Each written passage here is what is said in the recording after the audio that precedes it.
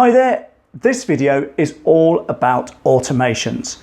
Now, if you've never thought about automations in your business, I'm hoping that this video will change your mind, because automations can save you time, can save you money, and improve your marketing and sales. Now, this video is a live recording of an invitation-only event in early 2023, and I will walk and talk you through some automations that I've implemented for some of my clients and also in my own business. Now, there's a handful of tools and software that I mention, and there are links to those you can find below the video in the description. But either way, make sure you watch it all the way through. If nothing else, it will give you ideas to how to get started with automations in your business, and even better still, a lot of the tools are free. So let's get on with it. Right, so what I'm going to do is I'm going to talk through a bunch of examples, and if time allowing, I'd like to be able to make some notes on how, and have a bit of think about how you may be able to implement some of this with what you do, because I'm not going to do all the work. Sorry, mate. So the idea is to look at marketing automations, but also system automations as well, and I'll cover some of those, admin and back-end systems. Now, these are all proper examples of stuff that I've worked on or have done myself for my businesses. So always my best marketing tip, do some marketing every day, even if it's just 10 minutes, 15 minutes. And that marketing could be as simple as, planning your next email. It could be looking at analytics on your website and your Google Search Console. It could be, responding to things on social media. It could be a little bit of design in some of your marketing collateral, for example. Whatever it is, just do something. Okay, automations. So like I said, I'm going to talk through a whole bunch of different examples. I will talk through why they're that way, what they're aimed to do, and some of how it can be perhaps implemented in your business. If you have questions, ask. This gets technical quite quickly, but the process is moderately straightforward. The hardest part about automations and the hardest part about systemizations is working out what you want in the first place. Yeah. And I'll come on to, I'll give you an example of a software in a little bit, which just, when I first looked at it, just blew my mind. I thought this is going to be gold going forward, not just for me, but for clients as well. So first things first, event workflow. This is the automation sequence when you booked your ticket for coming here. So you should have gone into, I'm going to stand this side. So when you booked your ticket through my website, your information will have been sent to a software called ActiveCampaign, which is a CRM and marketing automation software, and email marketing software. So when you join the list event bookings, it adds a tag saying you booked for this event. It waits for 5 minutes and then it sends you an email. Thanks for booking. Yeah, you're in, or something like that. And also, obviously, I'll encourage you to share it out, etc. Then it has a decision to make. If you booked before, the Friday before the event, it takes you down this route, which is another sequence of emails to prompt you, remind you that we're here all the way up to the morning of the event. So an email should have gone out to you about 6 o'clock this morning saying, just a quick reminder, this is where we're going to be. If you booked on after 1 o'clock on the Friday, you go down here. In which case it skips this email and then puts you into the sequence just there. If it's, I can't remember what it says. So, but again, it's a decision tree whereby if this condition happens, you go into here. If this condition is the case, you go into here. And this is the final email in the morning. So if you book after, say, 5 o'clock tomorrow, 5 o'clock yesterday, or I think it's like 2 o'clock? No, it's 3 o'clock. If you booked after 3 o'clock yesterday, you will only get one email, which will be the first email that you get, and then the email this morning, reminding you where we're going to be. Now, it looks quite complicated, but I have had some issues with some of it not working. So, but this is how it should. I got an email, but I was looking at the address this morning, and it didn't say it on that email. Okay. So I had to come back and all right. check. Obviously, that work for me to do. So this is, it may look quite complicated, but effectively it's just a series of emails with certain conditions attached, depending on when you booked.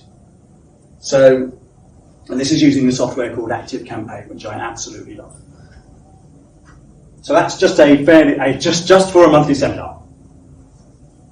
In fact, I think I've even simplified it more than that, but that was the original. So when somebody subscribes as a member of the Auckland Business Builders, when you subscribe on the website, it automatically adds you to Active Campaign and puts you into an email sequence to onboard you as a new customer. Plus, customer onboarding is dead easy to do. There were loads and loads of examples of how you can do this. And effectively just thanks you for joining. Okay. The next one is the day after. Right, let's get involved. Check us out on social media. Got questions, come and talk to us. By this time, I've normally been in touch to organise their first appointment. And then another 2 days later, it's how can we help? What are the key things that you need to be working on, in your view, in your marketing, that we can get done straight away? So it's a very, very basic client onboarding sequence. It could be a lot more complex. I've seen more complex ones than this, but ultimately, when somebody becomes a customer, they want to know that you're on the case, even if it is automated. It makes people feel like there's something happening. The cool thing is, I can tell my customers that this is a good thing to do. Because every customer, when they come on board, likes to feel welcomed. Makes sense? Now here's a slightly more complex one that I did for a guy who runs a little IT company.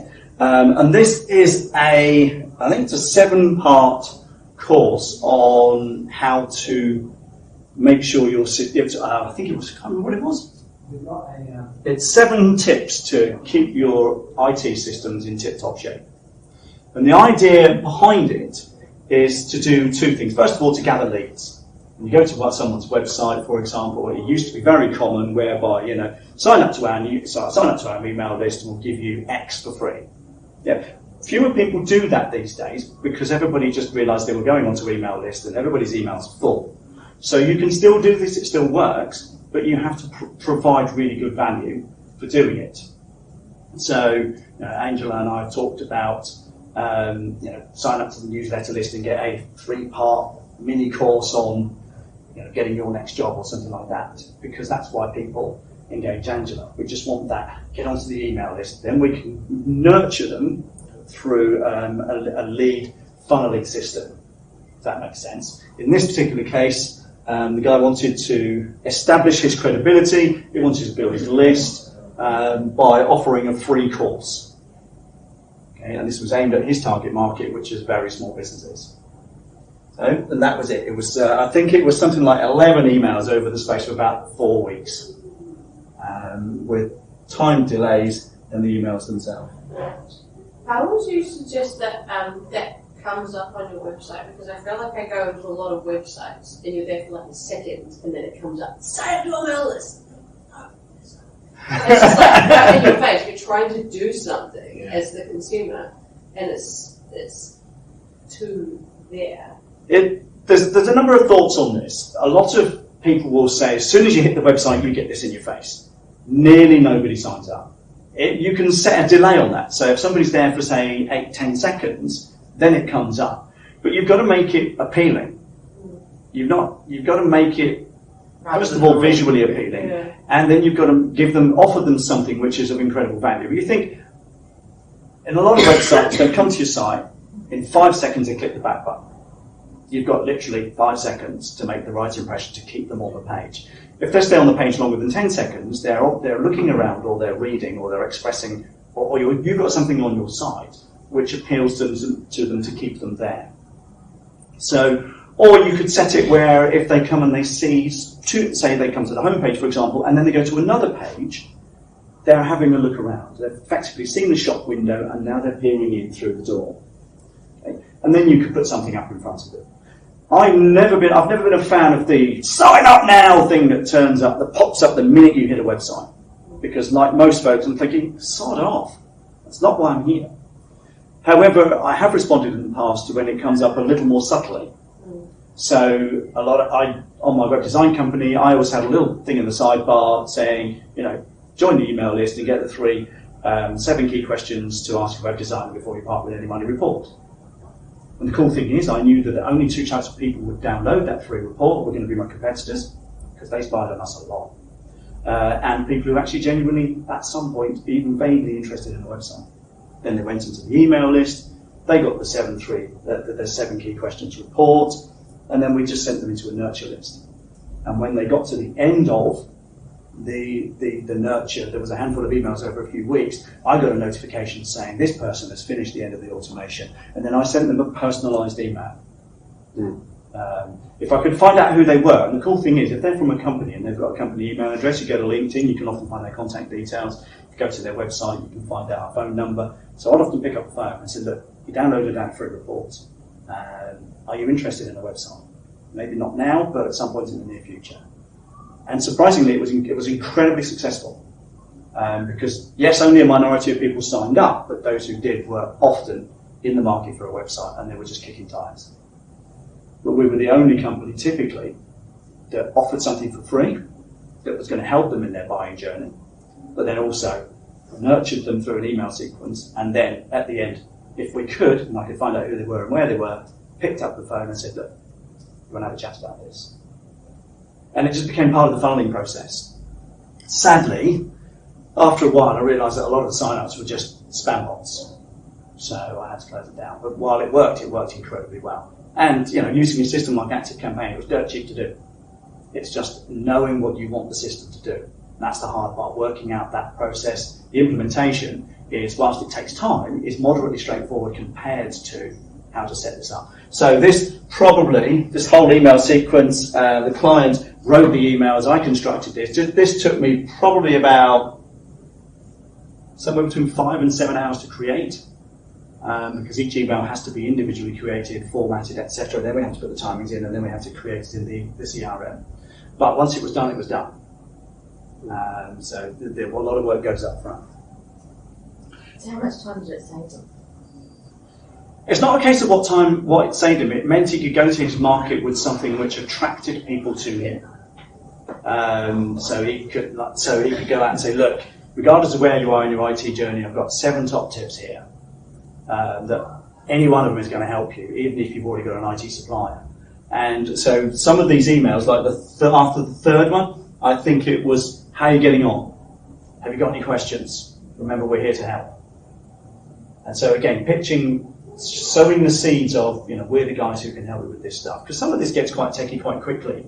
And if you're a business owner, unless you're like me and used to be a techie, you just haven't got time for this.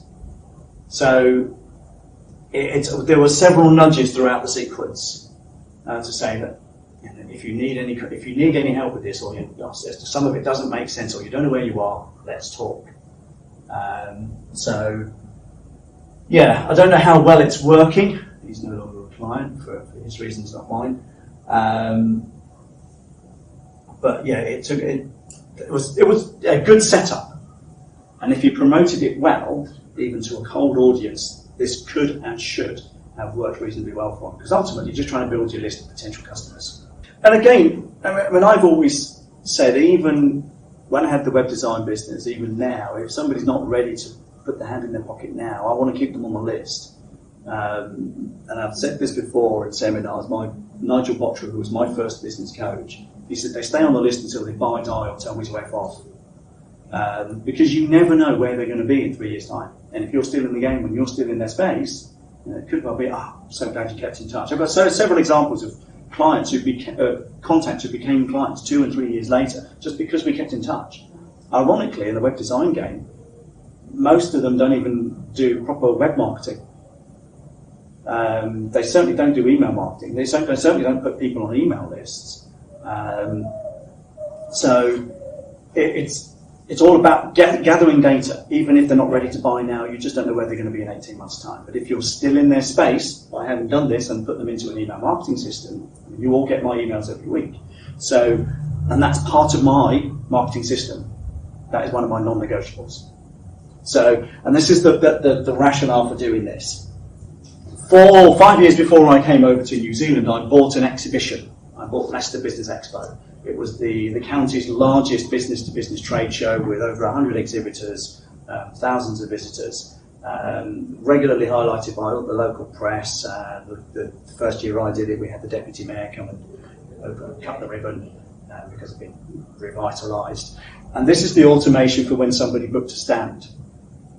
And so when they booked to stand on the website, they had the book, they filled in all the details, all their requirements, they either paid for it there and then, or they asked for an invoice to be sent, because some people don't, they're from a local authority, for example, they don't have a company debit card.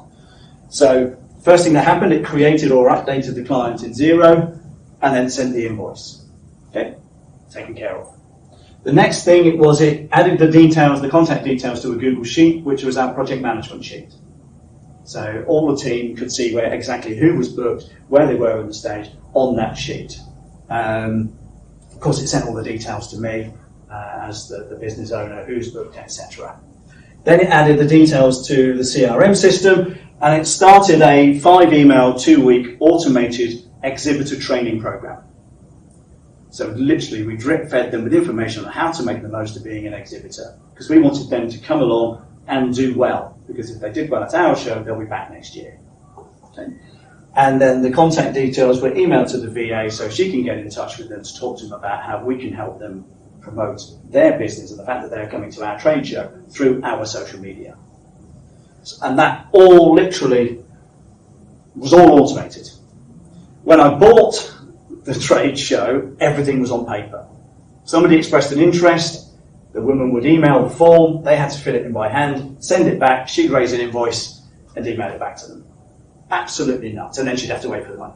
Most of our exhibitors paid for it when they booked it. And if it wasn't for the fact that quite a lot of government agencies exhibited, I would have done exactly the same. Paid for it. Literally, you've all got to pay for it up front. The good thing about having government agencies as well, it might take them a while to pay, they always pay. So there was no automation whatsoever with her. She used to do an exhibitors training day, which nearly nobody turned up to. So there's no blinking point. We've got 110 exhibitors and 15 of them turn up to a training day with how they can make more money at exhibitions. There's something wrong with the marketing here. So I did the research and thought, actually, this is a much more efficient way. Not just efficient way of doing it, it's actually better for them so they don't have to take time out of their business. So what we also did is that we offered exhibition design services to them as well. We offered exhibition marketing services to them as well. So, but this just was the very, very start.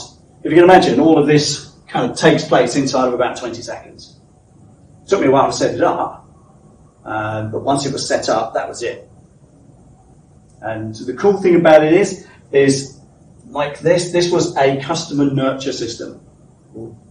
Because what we wanted to do was we wanted people to buy design services for their exhibition material. We wanted people to promote the exhibition to their customers and contacts on social media. So this was part of this sequence here. So we were trying to nudge them to do better. We were trying to nudge them to buy more from us. So oftentimes we wanted to sell people extra space in the exhibition guide, which was a book. Every exhibitor had a listing in the book that every delegate got, and we sold advertising space in there. And it was incredibly successful because once they were into here and into here, we could then start promoting to them the extra services that we were offering. And it worked. And almost all of it was automated. And that's actually just using a handful of software. So this connection to here was, that was a direct API connection, so direct connection from the website to Xero. Xero is brilliant because it connects with so many different apps now. At the time, this was quite new. Content details, that connected via a software called Zapier. I'll come on to that. And this one was a direct connection to the CRM from the e-commerce platform on the website. So, yes, it gets nerdy very quickly, but once it's set up, it's brilliant. This probably saved us maybe 2 to 3 hours per exhibitor per year. And if you imagine we've got between 100 and 115 visitors, exhibitors at any one time, that's into saving us hundreds of hours every year just by having these few automations. And so it stacks up quite quickly, particularly this bit, because I'm not a bookkeeper. Now, this is a current one. I'm working with my blind guy. So they've got a system, they've got a form on their website, which they've got a WordPress website, they've got request a quote form on their website, and when a contact fills in a request a quote form, I've got that quote information creating or updating the contact in ActiveCampaign, which is the CRM/email marketing system that I've got them using. This in itself saves 5 minutes per quote, and they're doing 100 quotes a week. So if you think that's just one simple step. Okay, so when the quote's there, so it automatically fills in this form here. Then it gets really sneaky. Because then they've got a quote system called Quotient, and the step that I'm going to work on is to have that form send the contact details straight to the quote system. That's their quoting system. It's an online platform. It's a really good one. So when that quote is created in Quotient, it automatically updates the contact that's already in ActiveCampaign with that quote link.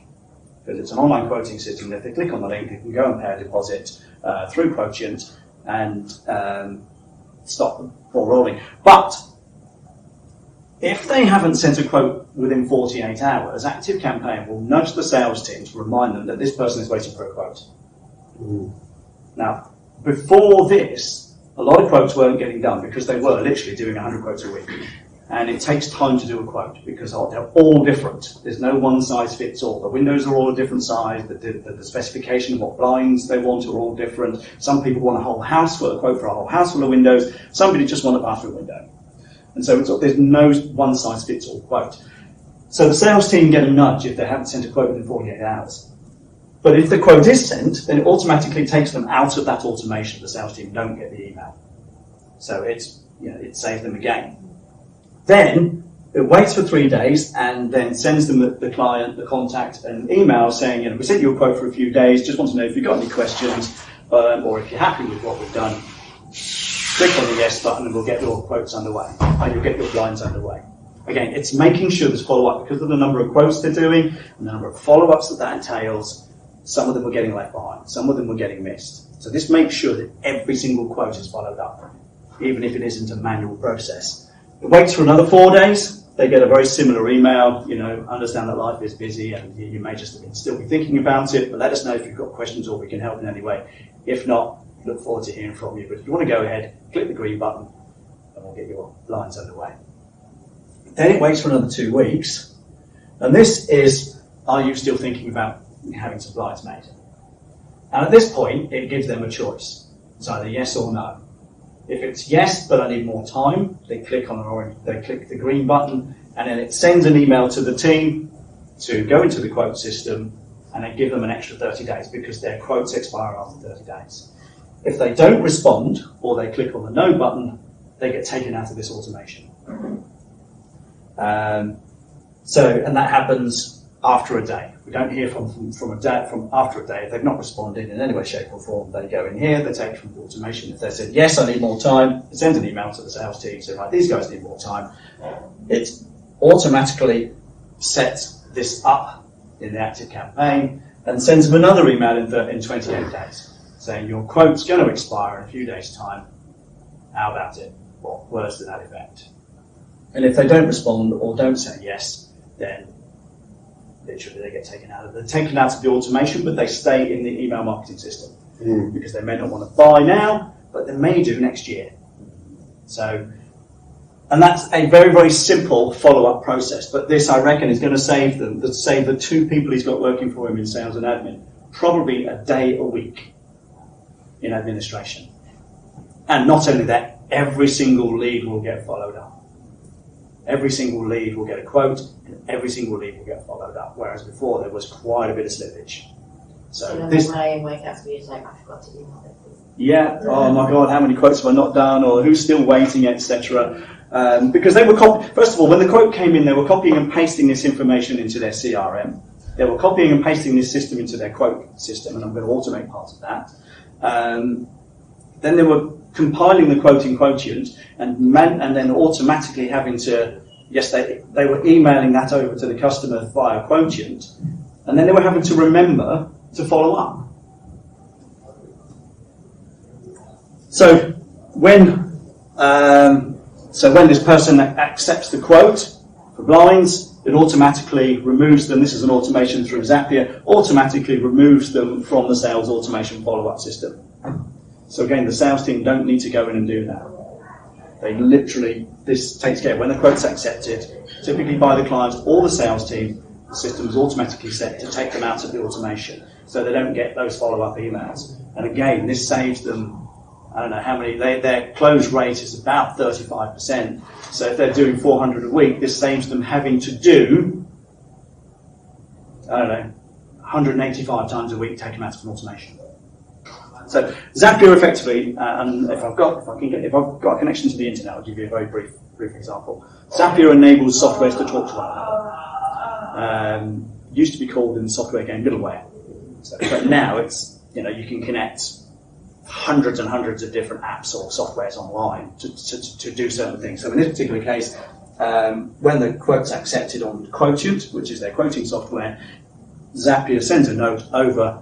Then the common link is their email address, because it's consistent throughout. So if this person is in this particular automation, which is the follow-ups after quote sent automation, it takes them out of that automation.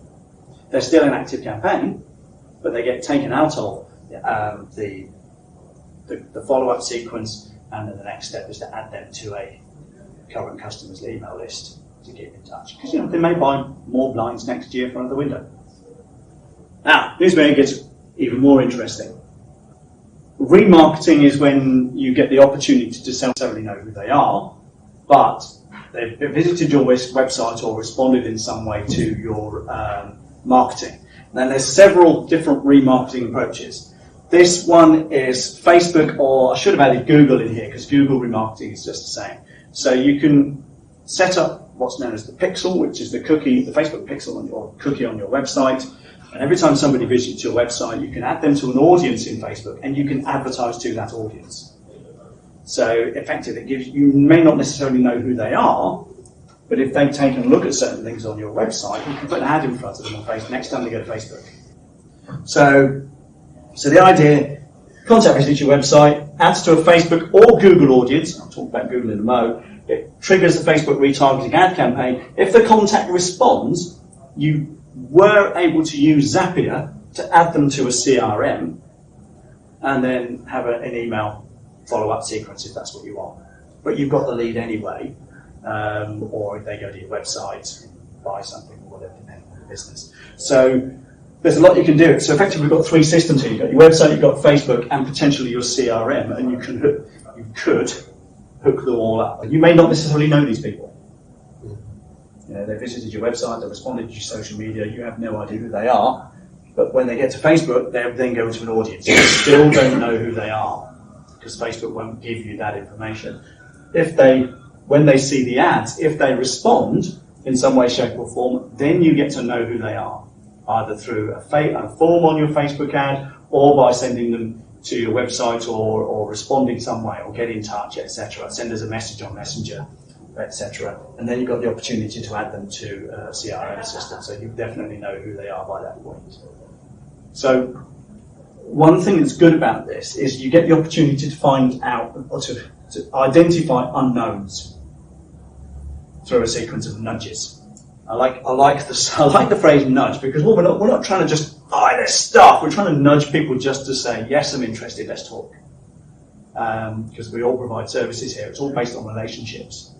So with an e-commerce platform, it's a bit different.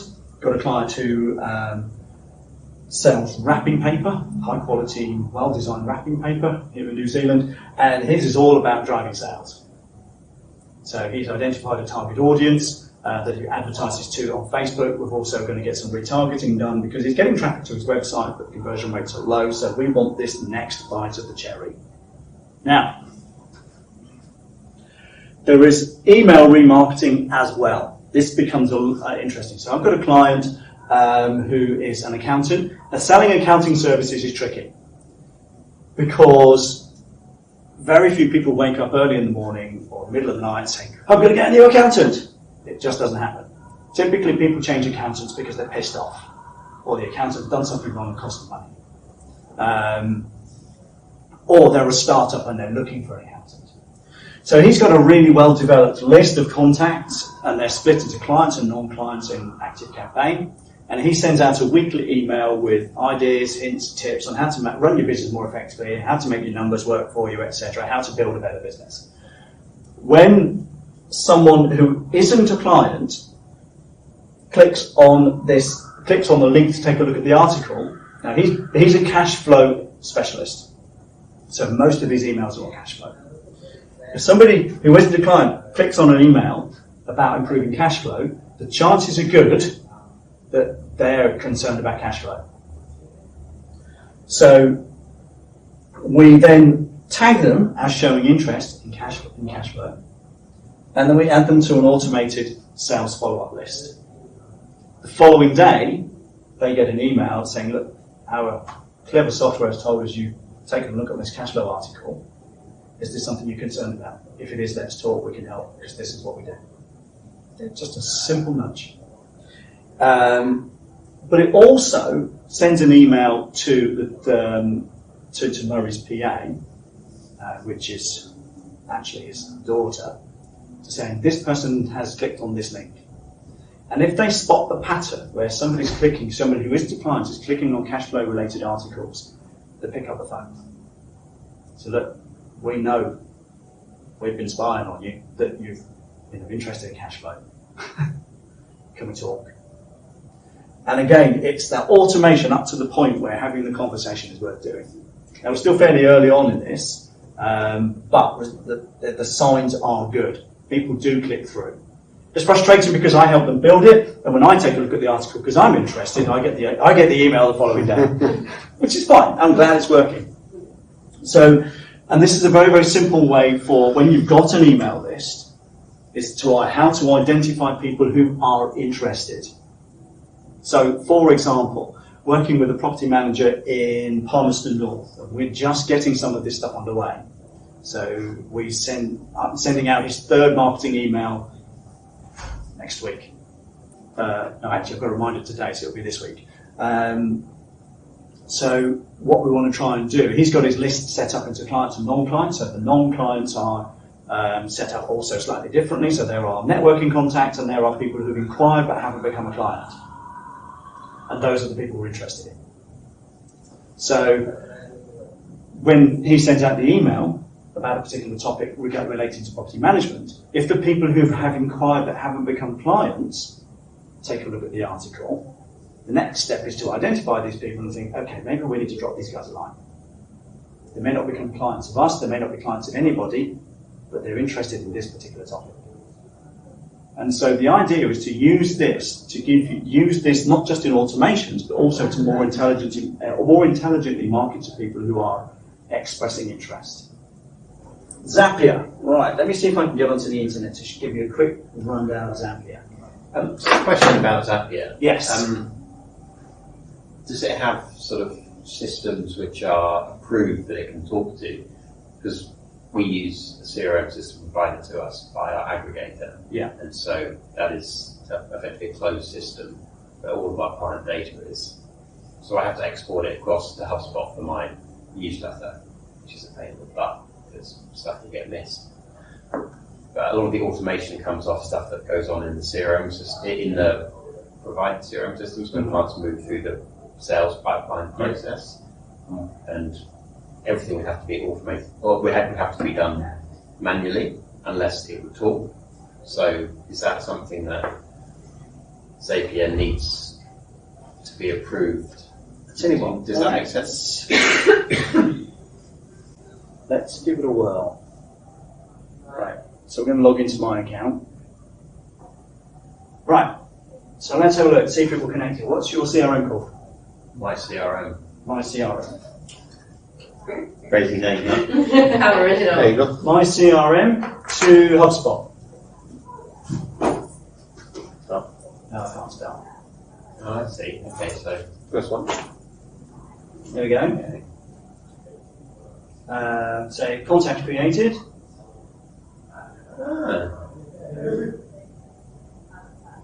Add contact to list or workflow. Yes, you can automate it.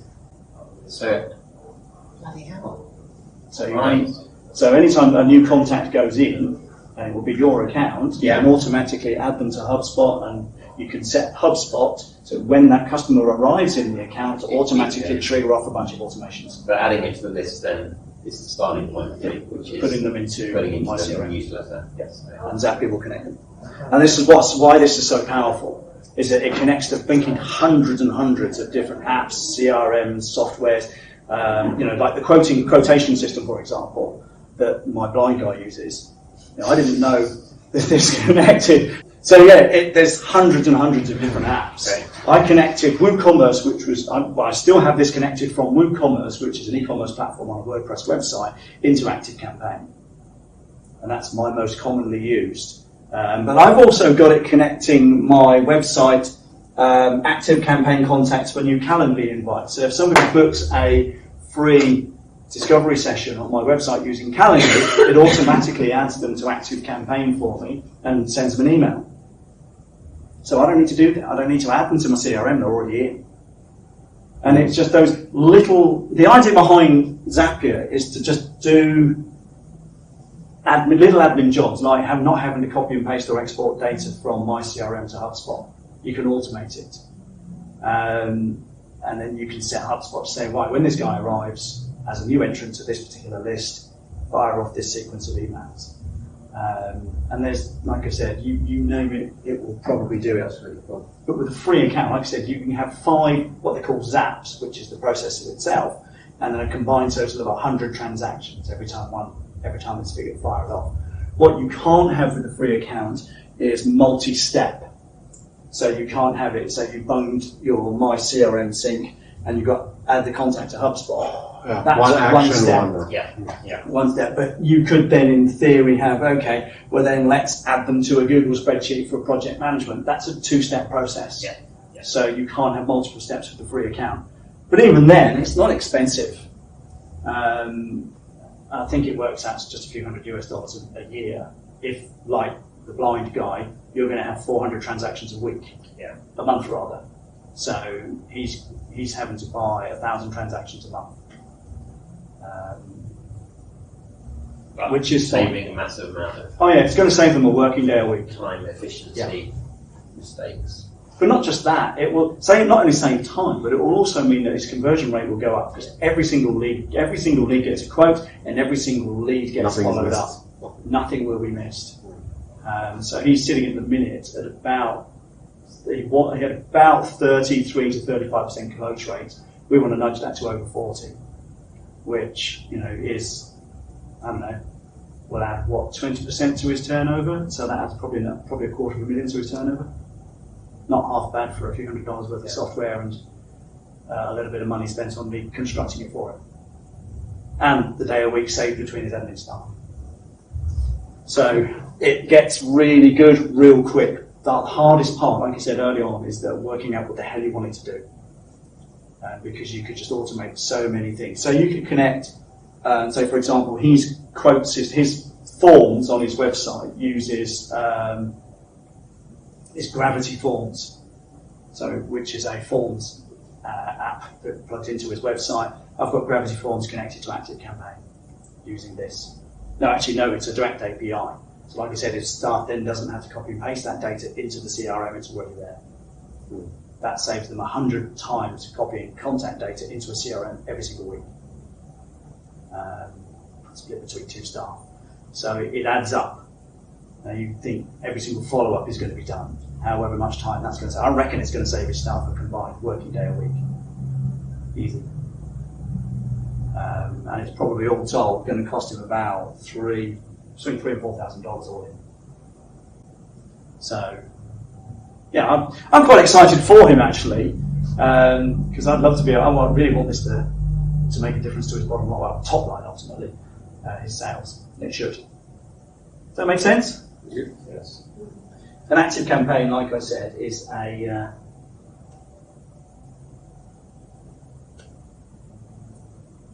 email marketing system, which I absolutely love.